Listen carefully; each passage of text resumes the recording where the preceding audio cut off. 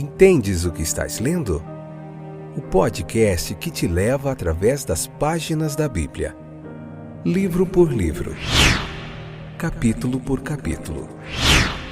Uma exposição bíblica emocionante. Aperte os cintos e embarque comigo nesta viagem.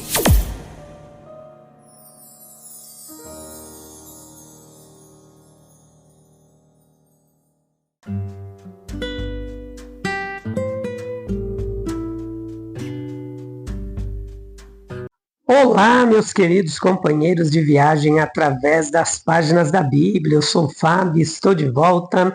Hoje, Mateus, capítulo 26, parte 4, episódio de número 681, nesta oitava fantástica temporada. Getsemane, um conflito representativo, é o nosso tema introdutório hoje.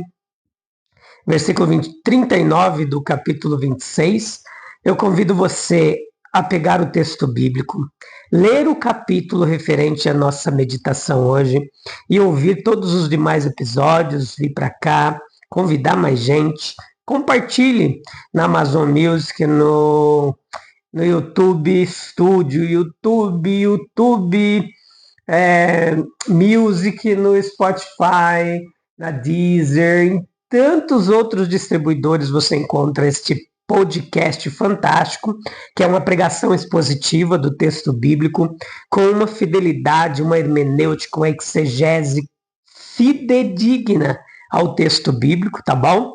Aqui você encontra de forma gratuita muita teologia, história, arqueologia, geografia, e é isso, um trabalho feito com muito carinho. Eu trago para você uma bagagem de mais de 25 anos de aprendizado e estudo do texto bíblico.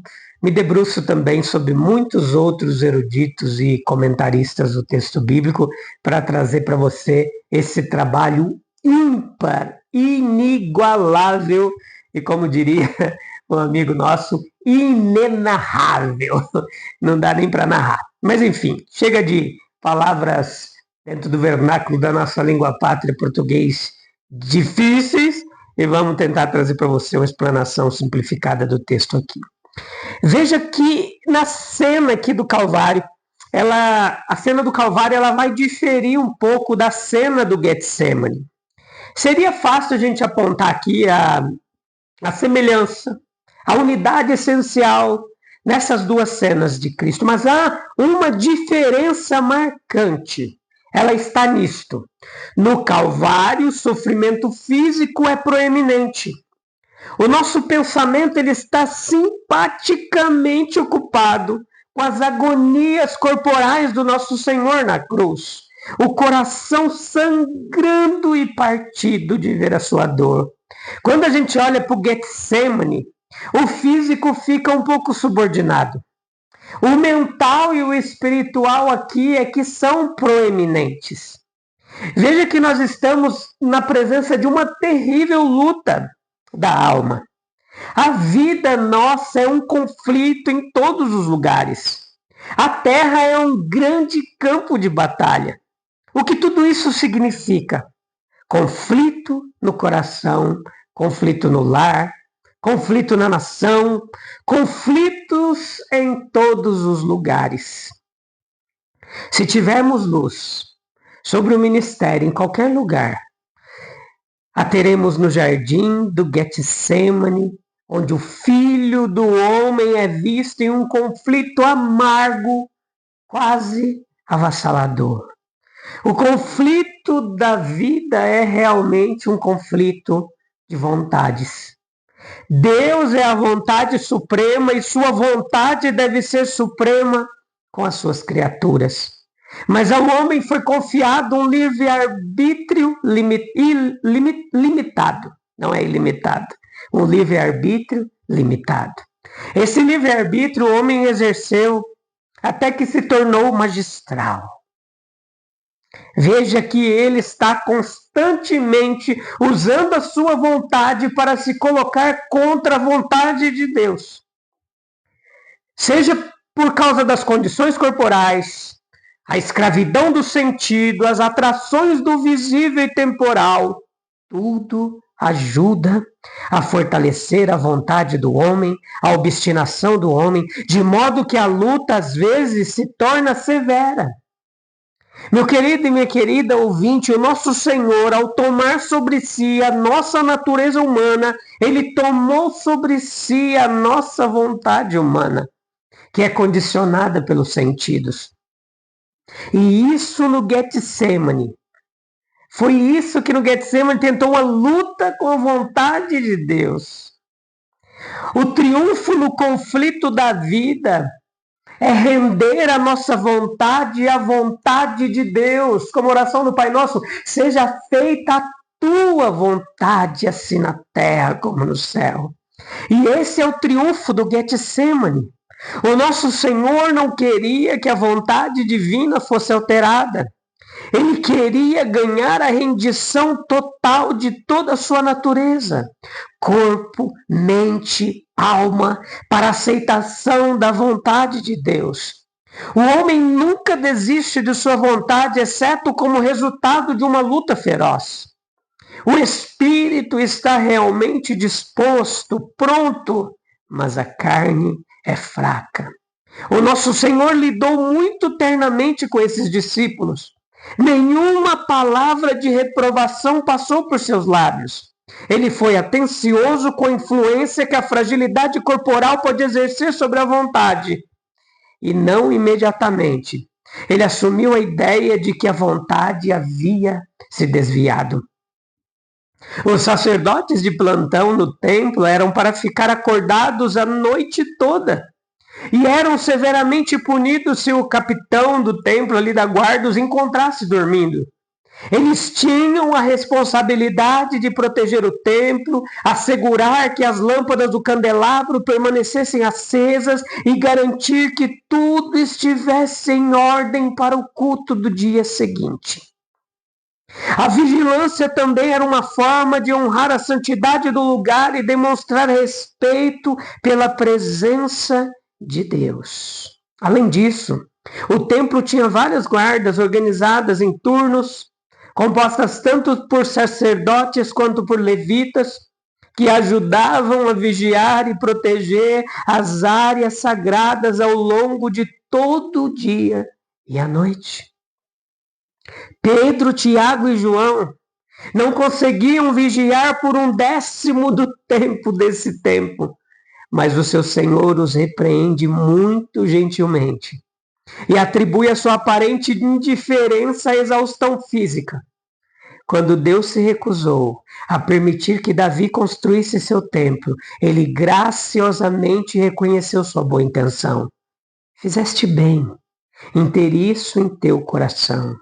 E aqui dentro dessa circunstância, no Getsemane, enquanto Jesus orava e os discípulos dormiam, ocorre a circunstância da sua prisão.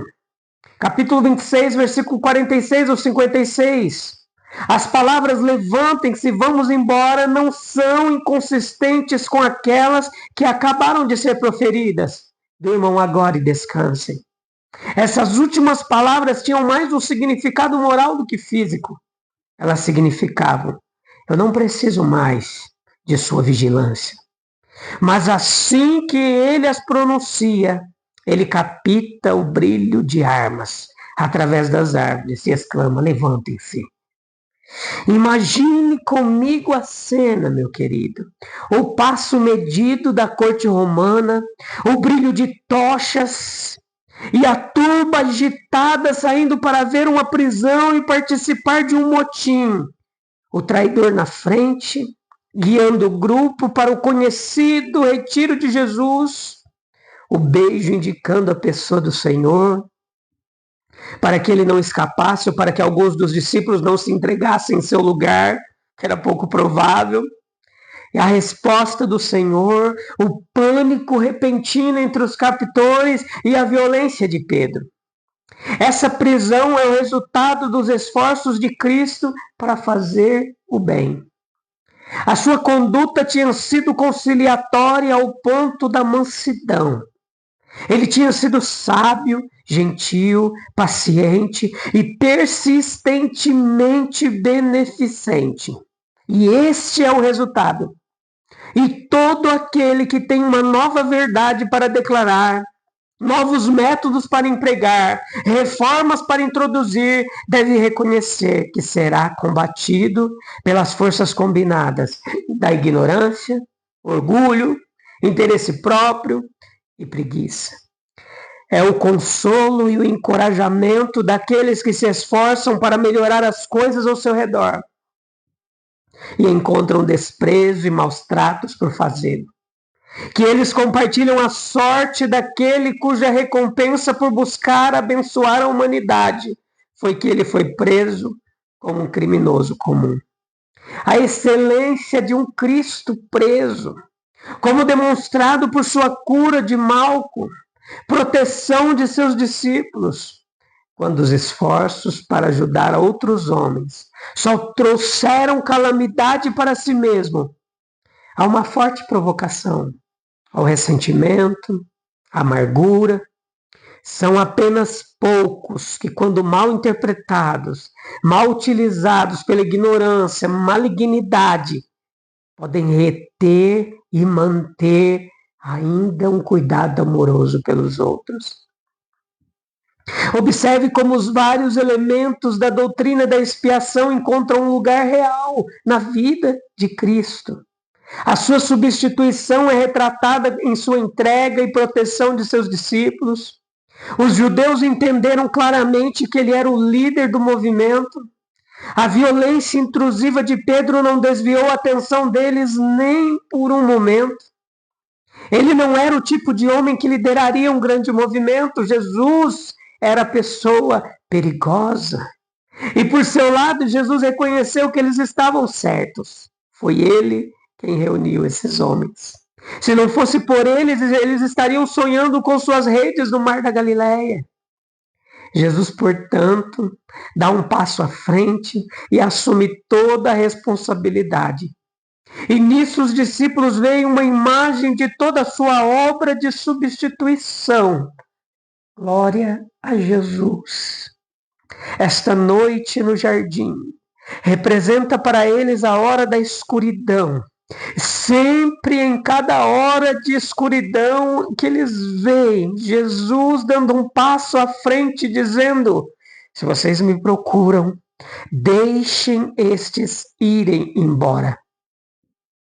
A voluntariedade de seu sacrifício também é trazida à tona. Foi neste ponto que foi especialmente trazido à tona se ele estava ou não disposto a morrer, se ele fugiria, se esconderia, lutaria ou se renderia. Tudo é prova de sua disposição. Sua ida naquela noite, como de costume, para o jardim, sua resignação definitiva à vontade de Deus, seu encontro com seus captores, sua confissão de que ele era a pessoa que eles procuravam, sua recusa em permitir que Pedro defendesse. A voluntariedade era um elemento essencial em sua obra de expiação.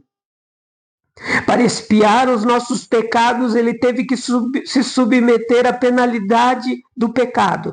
Aceitar como justamente infligido o que era devido ao pecado. Obviamente, era necessário que ele fosse um agente perfeitamente livre ao fazê-lo. Se sua morte tivesse sido compulsória, não poderíamos saber se ele estava aceitando como justamente infligida ou não. O versículo 57 ao 68 desse capítulo 26, nós vemos Cristo diante de Caifás. Se algum conselheiro perplexo não gostasse da ideia de condenar um homem inocente à morte, Caifás tinha sua resposta pronta. Vocês não sabem nada. Nós poderíamos ter uma oportunidade melhor de mostrar nosso zelo por Roma do que sacrificando uma pessoa que afirma ser rei dos judeus? E se ele for inocente? Ele é um pobre galileu cuja morte não tem consequências. Ele não está conectado a nenhuma boa família que possa nos expor. Por sua execução, nós mereceremos a confiança de Roma. Assim, Jesus foi feito um bode expiatório. sobre quem poderia ser atribuída muita traição, infidelidade, das quais os romanos justamente suspeitavam dos judeus. O exame iniciado desse ponto de vista não tinha importância como meio de evidenciar, sim, como meio de evidenciar a verdade. Jesus foi pré-julgado. A sua morte foi uma bênção muito desejada pela comunidade, mas alguma demonstração de forma legal deve ser realizada. Veja o processo legal em casos capitais. Veja como ele foi transgredido e em quais pontos foi respeitado. O significado do silêncio de Jesus está abaixo dele responder a perguntas feitas sobre o pretexto de examinar, mas realmente com o propósito de trair o acusado em alguma expressão que possa condená-lo. O homem falso é melhor respondido pelo silêncio. A sua consciência é mais provável de ser agitada. Esse parece ter sido o resultado no caso de Caifás. Pelo menos há uma aparência de sinceridade. Nas palavras do verso 63. Mas Jesus ficou calado. Então o grande sacerdote tornou a perguntar: em nome do Deus vivo, eu exijo que você diga para nós: você é o Messias, o Filho de Deus? Ele parece ter ficado impressionado com a maneira de Cristo. Ele provavelmente nunca teve uma oportunidade de estudá-lo antes e tem discernimento suficiente para ver que este não é um fanático, nem um demagogo mentiroso. A esse apelo, Jesus responde imediatamente nessa resposta, em sua própria confissão, e não em qualquer coisa testemunhada contra ele. Ele é condenado. A confissão de Jesus de que ele é o Cristo, o Filho de Deus. Nada poderia exceder a solenidade das circunstâncias em que a confissão foi feita. Não há dúvida de que Jesus reivindicou dignidade sobre-humana, uma dignidade que era blasfêmia para qualquer mero homem reivindicar. Foi por isso que ele foi condenado. Oh, meus queridos, como nós podemos entender a grandeza do conflito de Cristo no Getsemane e no Calvário, quando ele escolheu suportar todo o peso da vontade de Deus sobre si. Se até o Filho de Deus ele lutou para render a sua vontade, o que isso nos ensina? Sobre a necessidade da rendição em nossa própria vida. Muitas coisas. Vamos orar? Para a gente encerrar esse episódio. Nós voltamos no próximo. Eu acho que ainda tem mais um do capítulo 26, se não me engano. Capítulo 26, parte 5. Depois a gente vai para o capítulo 27, tá bom? Deus abençoe grandemente a sua vida. Que essa palavra abençoe seu coraçãozinho. Busque um local em silêncio para a gente falar com Deus. Oh, meu querido, amado, desejado da minha alma, em meio aos conflitos da vida, ensina-nos a render nossa vontade à Tua.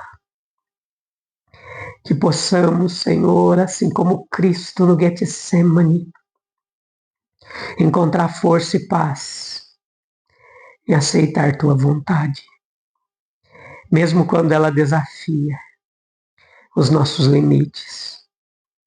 Ajuda-nos a confiar em Ti, sabendo que em nossa rendição está o nosso triunfo. Que a gente possa caminhar com a mesma entrega que Jesus demonstrou, vivendo para honrar o nome de Deus em tudo, rejeitando nossa vontade, abandonando nosso querer, quando ela está contra a vontade de Deus. Glória a Jesus. A gente volta no próximo episódio para continuar meditando na palavra de Deus. O momento mais precioso do seu dia é o momento de falar com Deus e ouvir a palavra de Deus. Amém, amém e amém.